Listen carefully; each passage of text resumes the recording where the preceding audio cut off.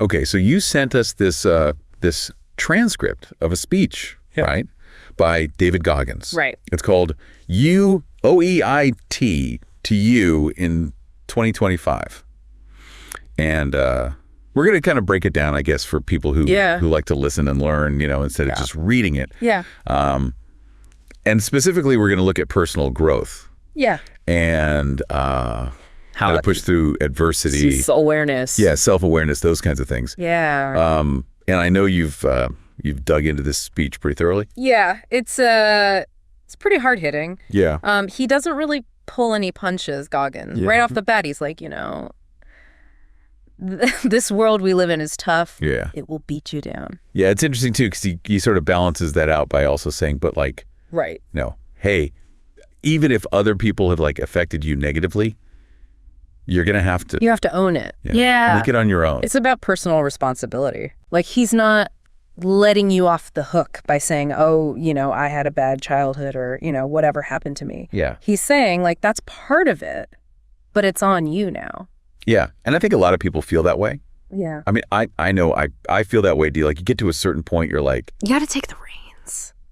Yeah. I can't blame my parents for this anymore. Yeah, it's like you're playing the victim. Yeah. And he's not having it. And then he talks about the world as like the ultimate competitor. Almost. The competitor. That's constantly like looking for your weaknesses. Testing. Yeah, exactly. Yeah. And so it's almost like, in a weird way, your past traumas and the bad things that happen to you, that's like the world kind of, testing you out. And then like, okay, now what are you going to do about it? Right. And I like how he leads this into like a call to action, which is get back to work. Yeah. And by that, he doesn't mean like your job. He means like, right. You got to get back to working on yourself. Working on yourself mentally. He says, cut out all the fucking noise. Yeah. All the distractions. Yeah. So much distraction nowadays. It's social media. Yeah.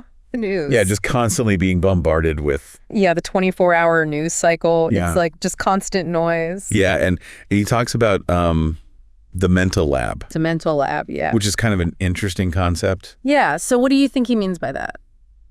I mean, to me, it's like, okay, so you're cutting out all the noise. Right. You're getting away from the input from the outside world. Yeah. And you're kind of going inside. You're going inside. And just spending some time in your head. Yeah, like a dedicated space for introspection. Yeah. Where you can really think deeply about things without being constantly bombarded with. Yeah, because how many times do you sit down to like work on something or think about something? And your phone's buzzing. Yeah, you get a notification and you're like, oh, what's that? And then you're down a rabbit hole. Right. You've wasted an hour. Yeah, and I like that he balances that out because he's not saying like be completely in your own world and don't talk to anyone. Right. It's just like take that time to go into that mental lab and work on yourself. And it's not just like, being in your head aimlessly. Right. He's talking about like self-study, really being critical of your own experiences, your own thoughts, your own actions. Okay, so then he talks about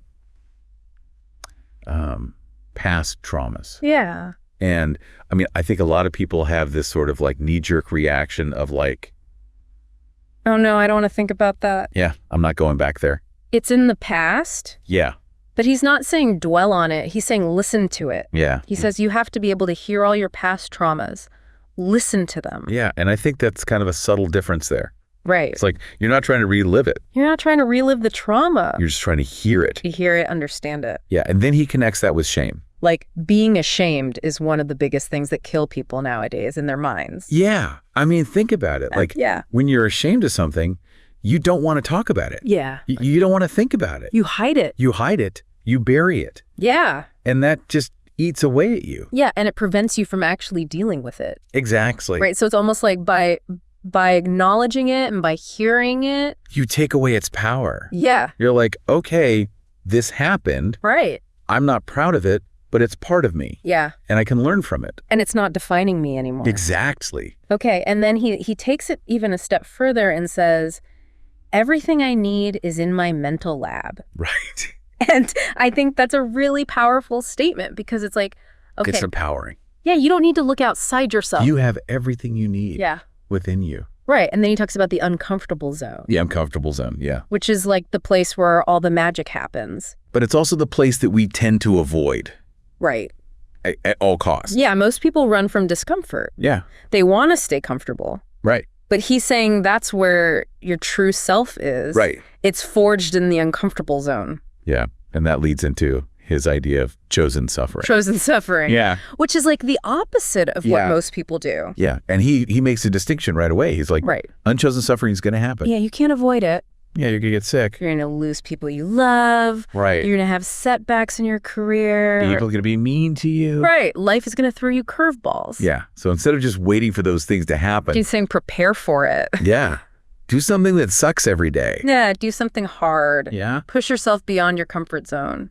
And I think a lot of people misunderstand this idea of chosen suffering. They think it's about being extreme. Yeah. They think it's about like, self-flagellation. Yeah. I've got to go run 100 miles. Or I've got to go, I've got to sleep on a bed of nails. Yeah. Do these crazy things. But it's not about that. But he's saying no. It's just about like. It's about building that mental toughness. Yeah. That resilience. So that. When the unchosen suffering comes. Yeah. You're ready for it. You can handle it. Yeah, you can break down situations and get better. And he uses this really great visual. The Jersey barrier? Yeah. Yeah, he doesn't want trauma to become like a Jersey barrier in your life. Like a roadblock. A roadblock. Yeah, something that completely stopped you. That shuts you down. Yeah. He wants it to be something that you can maneuver through. Yeah, very quickly. Yeah. And it's interesting, too, because it's not like he had a perfect life. No, not at all. Like, the guy has been through some stuff. He's had his share of trauma. Yeah. And yet he's able to, not let it stop him. Not let it define him. Yeah. He's using it as fuel to push himself further. Okay, so then he gets into this idea of the live autopsy. The live autopsy. Yeah, which is a pretty intense term.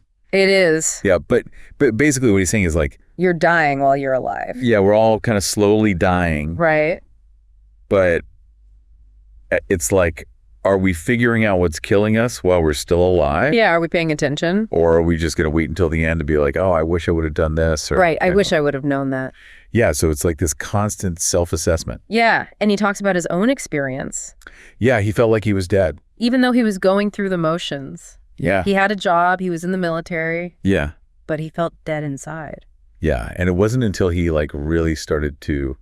Dig deep. Yeah, dig deep and figure out what was going on. And confront his own demons. Yeah, that he felt like he was reborn. He was reborn. Yeah. And that's the power of self-discovery. And he says that all of our experiences are actually knowledge. Yeah. Even the bad ones.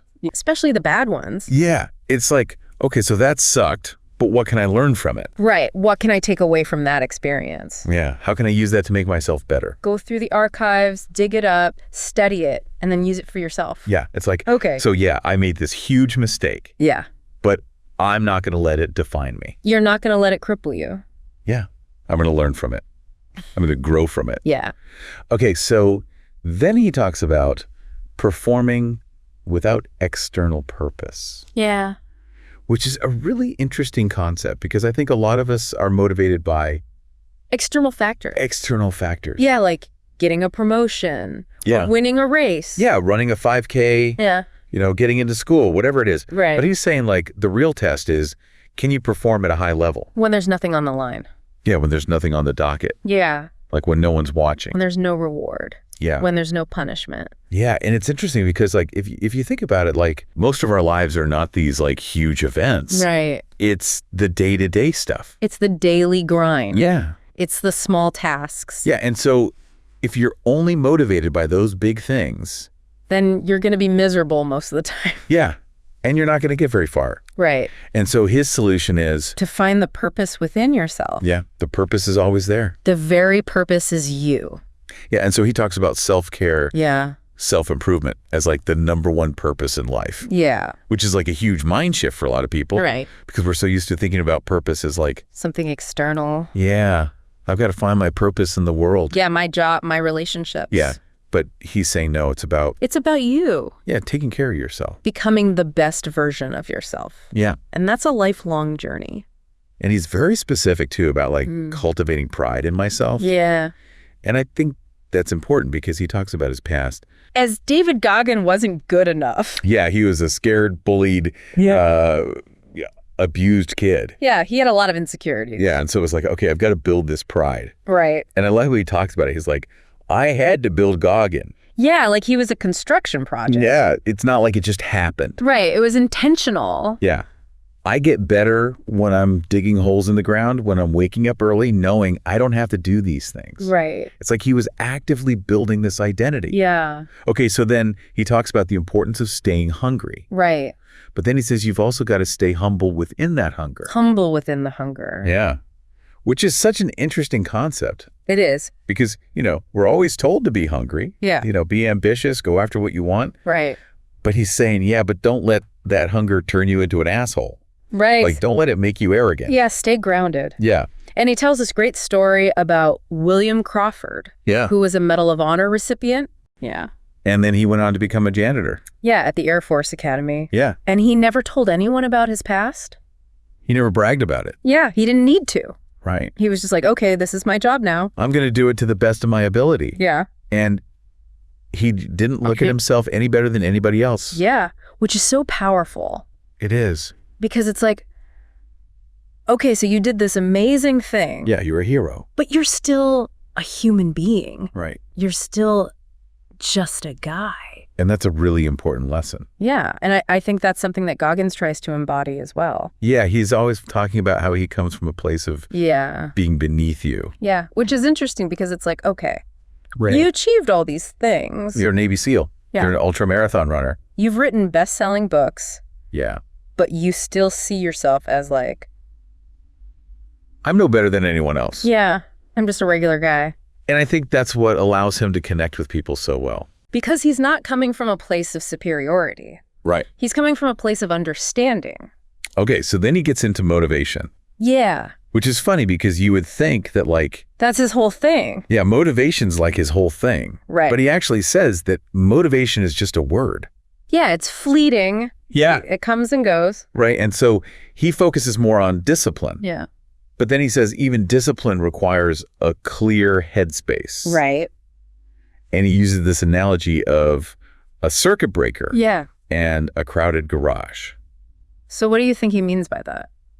Well, I think he's saying that if your mind is cluttered, if you've got all this stuff going on, stress, worries, anxieties, then you're not going to be able to focus. Right. You're not going to be able to be disciplined. It's like trying to find something in a crowded garage. Yeah, you know it's in there somewhere. Right. But you can't find it. You can't get to it. Yeah, and it's the same thing with your mind. Yeah, if it's cluttered with all these thoughts and emotions. You can't access the tools you need. Can't access your discipline, your willpower, your focus. And so his solution. Meditation. Yeah, he meditates for 2 hours every night. 2 hours, that's a lot. Yeah, that's a lot of time. But it shows you how important he thinks it is. Yeah.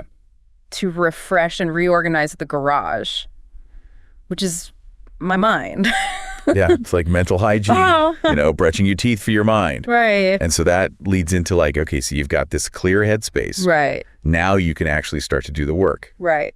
And he talks about the importance of truth. Yeah. You have to have the truth to have a starting point. Yeah, you can't build anything on a foundation of lies. Right. And he says that your true self is found in that very uncomfortable zone. Yeah, again with the uncomfortable zone. Yeah, and he's like, if you're trying to be tough. Yeah. But you're always staying comfortable. It's like trying to learn to swim without water. Yeah, it's not going to happen. Yeah. You have to immerse yourself in the discomfort. Yeah, and he talks about this kind of brutal internal dialogue. Right. Like sometimes you just got to tell yourself. You're not doing shit. Yeah, like sometimes you need that tough love. Right. From yourself. It's like that coach in your head that's pushing you. Yeah, and he talks about how the path to the light is through the darkness. It's not a straight line. Yeah, it's like you're going to have to go through suffering, pain, failure, self-doubt, darkness to get to the other side. Get to the light. Yeah, and so he talks about setting goals that are unattainable. Yeah. Or seemingly unattainable. Yeah, it's like, why would you do that? Because in there, you get better. Yeah. It's about pushing yourself beyond your limits. Yeah. Expanding your capacity. And he talks about this mindset of this is what we do now. Yeah. This is the work. This is the process. It's not about the destination. Yeah, it's about the journey. It's about the struggle. Yeah. The grind. Okay, so then he talks about the brain. Yeah, the most powerful weapon in the world. Yeah, and he talks about how when you get rid of all the distractions, all the phones and the computers and all that, your brain can actually do some amazing things. It can. And he also talks about how when you're in those really tough moments. Yeah. When you're going through depression or hard times or even death. Yeah. Like, your brain is all you got. It is. And so it's like, you better train it. You better learn how to use it. Yeah. Because it can either be your best friend or your worst enemy. Yeah. It can either lift you up or it can drag you down. Yeah. And so he talks about this kind of constant battle to control your own mind. Yeah. Instead of letting it control you. And he does that through repetition and immersion. Yeah. Read again. Write it out. Yeah. Like, just force yourself to do the thing. Force your brain to adapt. Yeah. To learn. Yeah. And it's interesting because he talks about how, like, he had a hard time reading. Yeah. He had a learning disability and he overcame it through sheer willpower. Yeah. Just by forcing himself to read and read and read. Yeah. Which is amazing. It is. And it's like, okay, so if he can do that, then what's our excuse? Right. You know, we can all train our brains to be more powerful. Okay, so then he talks about visualization. Yeah. And this is where it gets really interesting. Yeah. Because he talks about how he used to visualize himself. As the 23rd guy. Yeah, among 22 Navy SEALs. Right. And it was like, why 23? Because he wasn't a SEAL at the time. Yeah. He was just a regular guy. Yeah, and so he was like, okay, I'm going to put myself in this picture. Right. And I'm going to feel what it feels like to be surrounded by these guys. Respect, accomplishment, victory. Yeah. He was creating that feeling within himself. Yeah. And he talks about how he used to quit when things got hard. Yeah. And he was like, no, I want to go the distance. Yeah. Sort of finish. And that became his definition of victory. Yeah. Not necessarily winning against others. Right. But just finishing. Yeah, completing the task. Yeah. And he talks about going to war with myself every day. Yeah. And facing these insurmountable obstacles. And that's what built his resilience. Yeah. His mental toughness. Okay, so then he gets into like the real nitty gritty. Yeah. He talks about trials, tribulations, suffering, accountability. Yeah. And he actually calls accountability a form of suffering. Yeah. Which is interesting. Yeah, because it's like, you know, we think of suffering as like physical pain or emotional pain. But accountability can be painful too. Yeah, because it forces you to confront your shortcomings. Right. It forces you to take responsibility for your actions. And that can be really uncomfortable. Yeah, but he's saying that that discomfort leads to confidence. Yeah, because when you hold yourself accountable. Yeah. And you actually follow through on your commitment. You build trust in yourself. Yeah. You know, you can rely on yourself. And he talks about how he had no coach, had no trainer, had no money. Right. When he was doing all that. He did it all on his own. Yeah. And that's what built his self-reliance. Yeah. His confidence. And so his final thought is that your true self is found in that very uncomfortable zone. Yeah. Where you're pushing through these fucked up obstacles. Right. And it's just such a powerful message. It is. Because it's like, okay, so we all have these challenges. We all have our own fucked up obstacles. Yeah. But it's not about letting them define us. It's about using them as fuel to become stronger. Yeah. So for you, the listener, what we just did was a deep dive into David Goggins' ideas. Yeah. And you can see how all these things we talked about are connected. Yeah. Like facing truth, embracing discomfort. Mental toughness, self-awareness. Yeah. Finding purpose from within. Right. All these things are interconnected. And they all contribute to a more empowered self. Yeah. So thinking about Goggins' message. Yeah. And his emphasis on the uncomfortable zone. Yeah. What's one small thing you can do this week to push yourself out of your comfort zone? Yeah. Maybe take a colder shower. Yeah. Maybe do an extra set at the gym. Yeah. Maybe finally have that difficult conversation you've been putting off. Whatever it is. Yeah. Just do something small. Yeah. That makes you uncomfortable. Yeah. And see what happens. Yeah. You might surprise yourself. Absolutely. And think about which of Goggins' insights really resonated with you. Yeah. And how you can apply them to your own life. Thanks for joining us. Yeah, thanks for listening. See you next time. See you back. Bye.